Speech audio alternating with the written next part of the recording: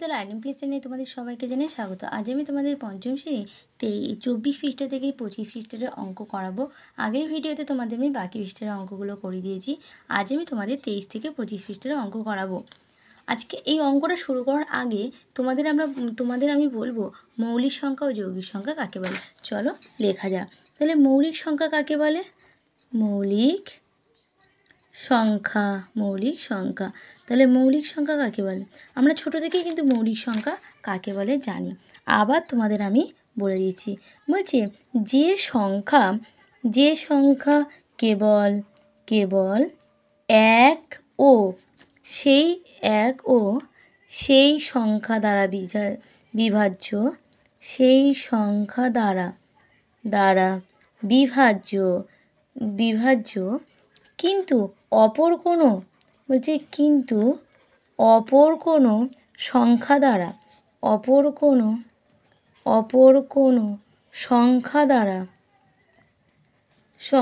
দ্বারা বিভাজ্য নয় সেই সংখ্যাকে মৌলিক সংখ্যা বলে। সেই সংখ্যাকে মৌলিক সংখ্যা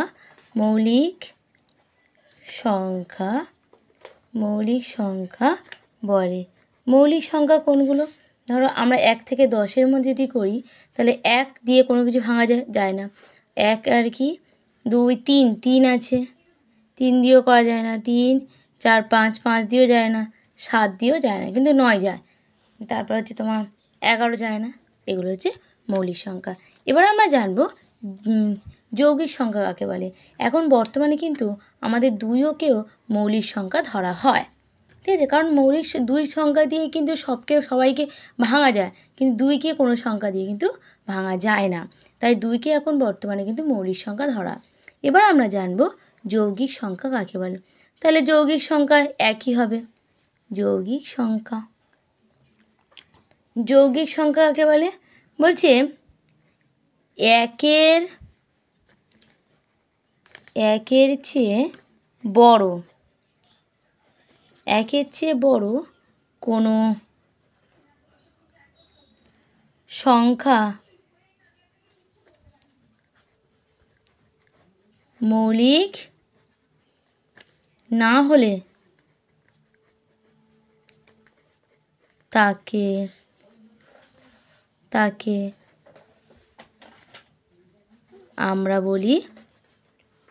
আমরা বলি যৌগিক সংখ্যা। এটাও হয়।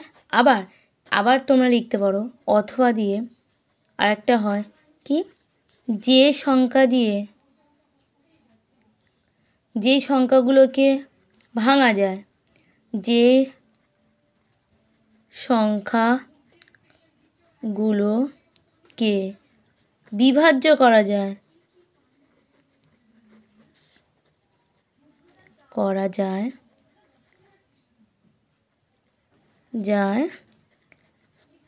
তাকে যৌগিক সংখ্যা বলে। যৌগিক সংখ্যা কোনগুলো? তাহলে মৌলিক সংখ্যা বাদ দিয়ে যৌগিক সংখ্যা ধরো, তাহলে কত? 2 হয় না, 4 6 8 9 হবে, 9 10 12 আরও অনেক আছে, ঠিক আছে? আশা করছি তোমরা এই পর্যন্ত বুঝতে পেরেছো। এবার আমরা অঙ্কে চলে যাব। কি বলেছে? এখানেও কিন্তু আমাদের সে একই কথা বলেছে। এবার দেখো এখানে কি বলেছে। বলছে নিচের সংখ্যাগুলি উৎপাদকের সাহায্যে মৌলিক বা যৌগিক লিখি। তাহলে উৎপাদক মানে কি? আমাদের ভাঙতে হবে। তাহলে দেখো 18কে ভেঙে তাহলে যৌগিক এখানে কী বলছে উৎপাদক মানে কি? যে ভাঙা যায়। তাহলে এটা ভাঙা যায় মানে যৌগিক সংখ্যা। তাহলে দেখো 18কে যদি আমরা ভাঙি, 18কে 8 9 2 18, 3 আর 2 দিয়ে যদি 3 2 6, 3 6 18 হচ্ছে। তাহলে 18কে কোন সংখ্যা দিয়ে ভাঙা যায় সেটাই করতে হবে। উৎপাদক মানে ভাঙা। এবার আমরা 6 দিয়ে, তাহলে যেটাকে ভাঙা যায় সেটাকে বলছি যৌগিক সংখ্যা, আর যেগুলো ভাঙা যায় না সেগুলো হচ্ছে মৌলিক সংখ্যা। এবার 6টাকে যদি আমরা ভাঙি তাহলে কত দিয়ে যাবে? 1 দিয়ে তো যাবেই 6, 2 দিয়ে যাবে, 3 2 6, আবার 3 দিয়ে যাবে, 3 6 18, 3 2 6 হচ্ছে। তাহলে 6কে ভাঙা যাচ্ছে, তাহলে 6কে ভাঙা গেলে এটা কী হবে? এটাও হবে কিন্তু যৌগিক সংখ্যা। পরে দেখো 14, 14টাও যাবে, 1 1কে 14, 2 দিয়ে যাবে 7 2 14, আবার 7 দিয়ে যাবে 7 2 14, এটাও ভাঙা যাচ্ছে, তাহলে এটাও কী হবে? যৌগিক সংখ্যা। পরেরটা দেখো 20 দিয়েছে, 20 কিন্তু 20ও ভাঙা যায়, তাহলে এটাও কিন্তু আমাদের যৌগিক সংখ্যা। দেখো বড় 10 দিয়ে 20, আবার 10 দিয়ে 20, 2 5 2 5 10, আর 1 1কে 20, এটাও ভাঙা যাচ্ছে, এটাও যৌগিক সংখ্যা। এবার এগুলোও কিন্তু আমাদের একই দিয়েছে। 21 দিয়েছে, 21কে ভাঙা যায়? হ্যাঁ, 21কে ভাঙা যায়। তাহলে 21-এ কী হবে? 21 একে 21 যাচ্ছে, 3 7 21, 3 7 3 21, তাহলে এটাও যৌগিক সংখ্যা। 3, 3কে ভাঙা যায়? 3কে ভাঙা যায়? হ্যাঁ, 3 1কে 3, 3 3, এটাও যৌগিক, না এটা যৌগিক সংখ্যা না, মৌলিক সংখ্যা। 3কে দেখো 1 আর 3 ছাড়া আর অন্য সংখ্যা দিয়ে ভাঙা যাচ্ছে? ভাঙা যাচ্ছে না, তাহলে এটা কী হবে? মৌলিক সংখ্যা। 11, 1 আর 11 ছাড়া ভাঙা যাবে? ভাঙা যাবে না, তাই এটাও হচ্ছে মৌলিক সংখ্যা। 10, 1 দিয়ে যাবে, 2 দিয়ে যাবে, 5 দিয়ে যাবে, ভাঙা যাচ্ছে, তাই এটা যৌগিক সংখ্যা। আবার দেখো 17, 17 কত? 1 দিয়ে যাবে আর হচ্ছে 17 দিয়ে যাবে, আর যাবে না, তাহলে এটা কি? মৌলিক সংখ্যা। যৌগিক সংখ্যার মৌলিক সংখ্যা বুঝতে পেরেছ? এবার আমরা 2-এর থেকে করব। কি বলেছে? বলছে 1 থেকে 50-এর মধ্যে মৌলিক সংখ্যাগুলো লিখি। চলো আমরা খাতায় করি। তাহলে কত দাগে অঙ্ক? 2-এর দাগে। তাহলে 1 থেকে 50-এর মৌলিক সংখ্যা কি কি ছিল? আমি আর লিখলাম না, এখান দিয়ে লিখিয়ে দিচ্ছি। 2 3 5 7 11 13, দেখো 19 23, আর কত দিয়ে যাবে? 29, আর হচ্ছে কত?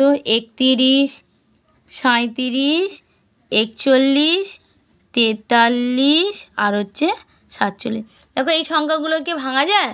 দেখো 1 আর এই সংখ্যা ছাড়া আর কিন্তু এগুলোকে ভাঙা যায় না, তাই এগুলো হচ্ছে কি? মৌলিক সংখ্যা। এবার আমরা অঙ্কে, তারপরটা কি বলেছে? বলছে 2-এর দাগের অঙ্ক হয়ে গেল। তিনি কি বলছে? 1 থেকে 50-এর মধ্যে যৌগিক সংখ্যাগুলো লিখি। তাহলে আমরা এতক্ষণ কী লিখছিলাম? মৌলিক সংখ্যা। এবার লিখবো যৌগিক সংখ্যা। যৌগিক সংখ্যা, তাহলে মৌলিক সংখ্যা বাদে যেগুলো হবে সেগুলো হচ্ছে যৌগিক। তাহলে কত হবে? 4 6 8 9 10 12 14 15 16 16, কোথায় গেল? 18, এখানে একটা মিসিং গেছে, 17 হবে। 18 20 21 22 23 হবে না, 24 25 26 27 28 29 হবে না, 30 32 31 হবে 33 34 35 36, আরও আছে। মানে এই যে মৌলিক সংখ্যাগুলো বাদ দিয়ে যেগুলো থাকবে সেগুলো হচ্ছে আমাদের যৌগিক সংখ্যা। ওকে, তাহলে পরেরটা কী হয়েছে? বলছে 2 ছাড়া প্রত্যেক জোড় সংখ্যা মৌলিক না যৌগিক সংখ্যা। তাহলে মৌলিক সংখ্যা না জোড় সংখ্যা সেটা লিখি, কারণ 2 আমরা কি জেনেছি? এটা হচ্ছে একটা মৌলিক সংখ্যা। এবার আমরা লিখে পড়ছি। তাহলে কি হবে? 2 কি আমাদের মৌলিক সংখ্যা, তাহলে লিখে ফেলো। 2 ছাড়া প্রকৃত প্রত্যেক জোড় সংখ্যা হলো 2, কারণ 1 ও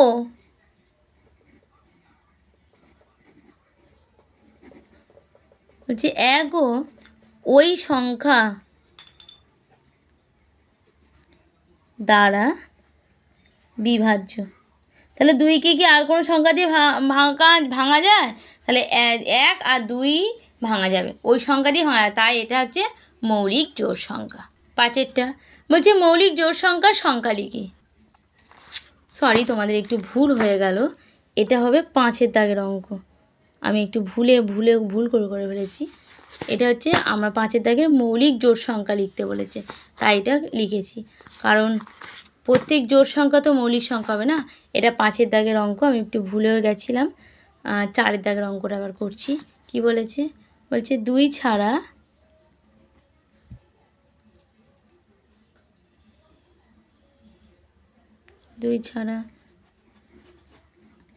প্রত্যেক জোড় সংখ্যা হলো জোড় সংখ্যা যৌগিক। তাহলে 2 ছাড়া প্রত্যেক জোড় সংখ্যা যৌগিক। যেমন ধরো 6 বলতে পারো, 6কে ভাঙা যায় কি দিয়ে? 1 দিয়ে যাচ্ছে, 2 দিয়ে যাচ্ছে, 3 দিয়ে যাচ্ছে, 6 দিয়ে যাচ্ছে। ধরো 8, 1 দিয়ে যাবে, 2 দিয়ে যাবে, 4 দিয়ে যাবে, আবার 8 দিয়ে যাবে, তাহলে ভাঙা যাচ্ছে। তোমরা একটু ঠিক করে নেবে, কারণ হচ্ছে প্রথমেটা আমি 5-এর দাগেরটা বলে ফেলেছি, তারপর 4-এরটা। ঠিক আছে? তাহলে কি 5-এরটা কী ছিল?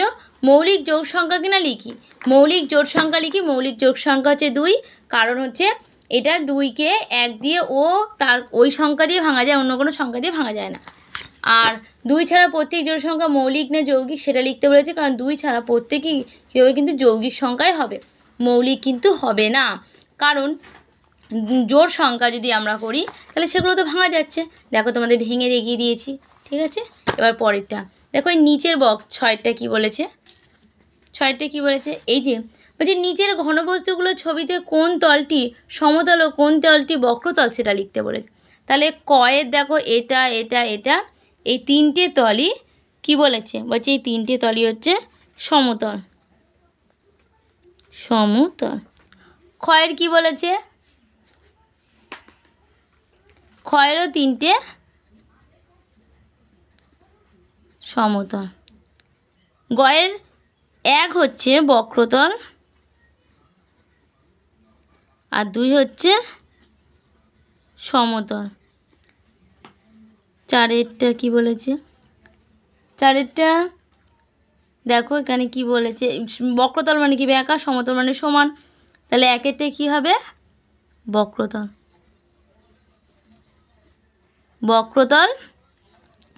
আর 2-এরটা কি হবে? সমতল। উঙরটা 1 নম্বরেরটা কি বলেছে? বলছে এটা হচ্ছে বক্রতল, এটা তো এবড়ো খেবড়ো। চয়েরটাও এবড়ো খেবড়ো, বক্রতল। 6-6টা সমতল, কারণ সমান। বর্গের জ হচ্ছে সমতল। এই পর্যন্ত তোমাদের আজকে অঙ্ক। পরের দিন আমি আবার তোমাদের পরের পেজটা নিয়ে ভিডিও করব।